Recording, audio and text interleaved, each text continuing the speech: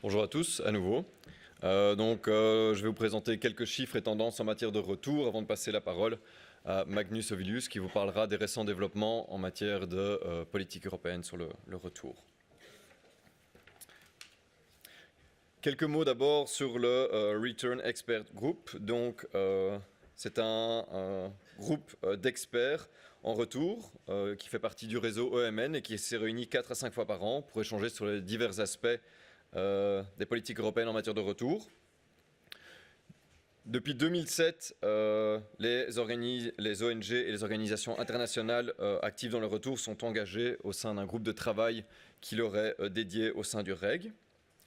Cette année, une plateforme d'échange d'informations a été mise en place afin de permettre une collaboration entièrement sécurisée entre les différents membres du REG ainsi qu'avec leurs partenaires et prestataires de services.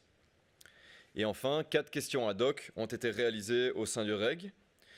L'une d'elles portait sur les laissez-passer, l'autre sur l'assistance in-cash et in-kind pour le retour, une question ad hoc sur les pratiques en matière de conseil sur le retour, et enfin une question sur la collaboration avec les prestataires de services.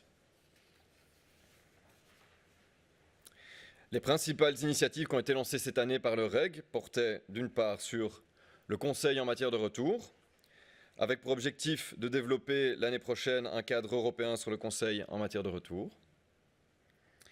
Une autre initiative vise à régler les problèmes liés à la non-obligation par les organisations internationales de se conformer au règlement général sur la protection des données. L'objectif 2019 étant d'obtenir un accord type à conclure avec les différents prestataires de services.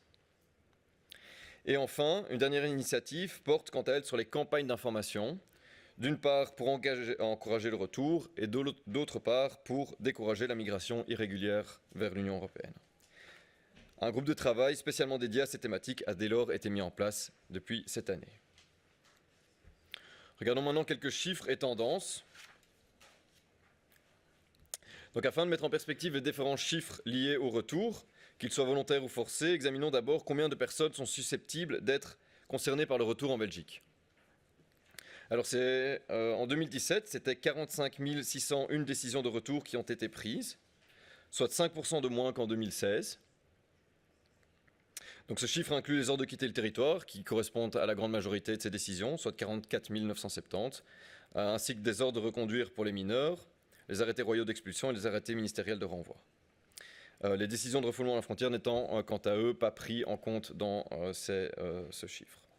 Donc sur ces 45 601 décisions, ce sont 33 441 individus qui se sont vus concernés par une décision de retour. Et sur ces 38 441 individus, ce sont 26 050 personnes qui se sont vues signifier une décision de retour, et ce pour la première fois. Notons enfin que 11% de ces décisions visaient des ressortissants de l'Union européenne. Quelques chiffres et tendances en matière de retour volontaire maintenant. Donc en 2017, ce sont 3 828 individus qui ont bénéficié du programme de retour volontaire, 83 via l'Office des étrangers et 3 745 via FEDASIL et ses partenaires en retour. Ceci marque une diminution de 11% par rapport à l'année 2016. Quels sont les profils maintenant des personnes qui sont retournées via le programme de retour volontaire? Eh bien, nous avions 64% d'entre elles qui étaient des hommes, 36% étaient des femmes. Et si l'on regarde leur situation familiale, 78% étaient des individus isolés et 22% sont retournés en famille.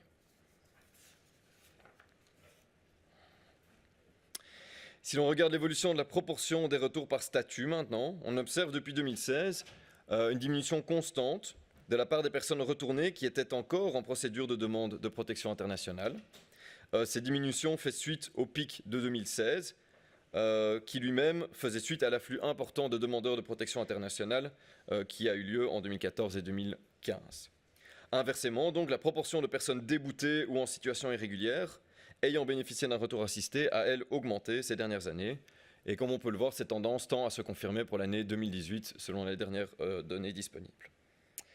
Concernant les guichets utilisés par les candidats au retour, eh bien 44% d'entre eux ont été trouvés les partenaires de retour. 42% se sont adressés à un des guichets de retour de faits d'asile qui ont été ouverts dans les grandes villes de Belgique. 14% d'entre eux ont demandé à bénéficier du programme au sein du réseau d'accueil. Et enfin, 2% seulement ont bénéficié du programme via les centres fermés. Hop, petit souci, hop, voilà. Si l'état des lieux donc, du retour volontaire pour 2018, donc jusqu'en octobre, il y a eu 2609 personnes qui ont bénéficié du programme. Donc si cette tendance tend à se confirmer pour la fin de l'année, on aura une diminution à nouveau cette année du nombre de personnes retournées. Si l'on regarde les statuts, on a plus de la moitié donc, des personnes qui sont retournées qui étaient en situation irrégulière. Un tiers d'entre eux étaient arrivés à la fin de leur procédure et moins d'une personne sur 5 était encore en cours de demande de protection internationale. Jetons un œil maintenant au pays d'origine des personnes qui sont retournées volontairement. Nous avons l'Ukraine en première position qui est en diminution, suivi de la Géorgie en augmentation, la Roumanie en troisième position qui tend à diminuer, le Brésil qui est présent dans le top 5 du classement depuis un certain nombre d'années maintenant est toujours quatrième. Et enfin, on observe une nette diminution des Irakiens qui étaient fortement représentés ces dernières années suite donc à l'afflux de demandeurs de protection internationale en 2014 et 2015. Jetons un œil maintenant aux chiffres et tendances en matière de retour forcé. Alors, ces données sont extraites du dernier rapport de Myria sur le retour, la détention et l'éloignement des étrangers en Belgique qui a été publié cette semaine. Donc, si on regarde la capacité des centres fermés, il y avait 609 places à la fin 2017, soit une augmentation de 5% de la capacité. Ce sont 7105 individus qui ont été détenus pour la première fois en centre fermé, soit une augmentation de 13% par rapport à l'année 2016. Et enfin, une personne sur 5 détenue en centre fermé était une femme au cours de l'année. La résidence à domicile maintenant, deuxième colonne. Donc la résidence à domicile, c'est une alternative à la détention qui a été mise en place en 2014 afin de permettre aux familles en séjour irrégulier de résider sous certaines conditions dans leur habitation personnelle. Elles doivent à cette fin signer une convention qui prévoit les conditions et les sanctions en cas de non-respect. Donc il y a eu 118 familles qui ont été convoquées dans le cadre d'une résidence à domicile. Sur ces 118 familles, 15 ont effectivement signé la convention en vue de leur accompagnement vers le retour.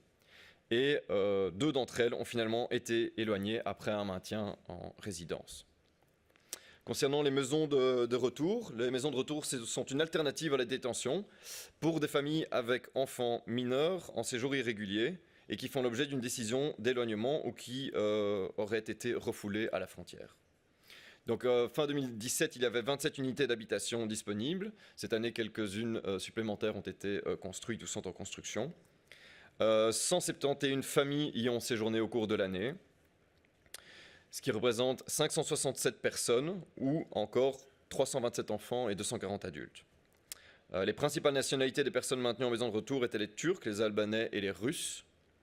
Et parmi ces 171 familles, 88 avaient été arrêtées à la frontière, 74 sur le territoire et 9 étaient des cas Dublin.